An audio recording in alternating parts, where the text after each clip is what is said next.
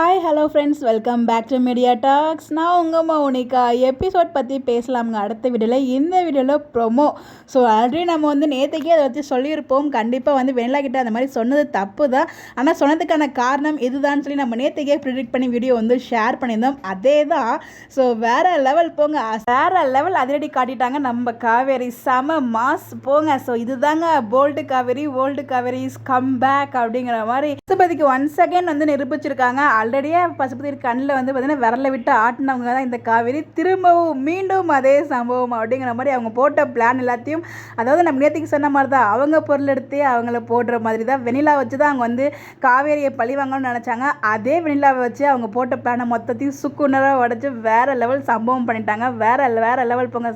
தரமாக இருந்துச்சு ப்ரோமோ. யாரெல்லாம் பார்த்தீங்க, எப்படி என்ஜாய் பண்ணீங்கன்னு சொல்லி மறக்காமல் கமெண்ட்டில் ஷேர் பண்ணுங்கள். ஆல்ரெடி எபிசோட்லேயே நமக்கு தெரிஞ்சிருச்சு இதுதான் பண்ண போகிறாங்க அப்படின்னு சொல்லிட்டு. பட் ப்ரோமோ ரிலீஸ் பண்ணியிருந்தாங்க. ப்ரோமோ உண்மையிலே வேறு லெவலுங்க. அந்த கடைசியில் அந்த ஹக் சீன் பா அம்மா வேறு level. No words to explain அந்த ஃபீலிங்கை. ஸோ அவ்வளோ சூப்பராக இருந்துச்சு அந்த ப்ரோமோ. அதுவும் இந்த லாஸ்ட் ஹக் சீன் அன்எக்ஸ்பெக்டட்.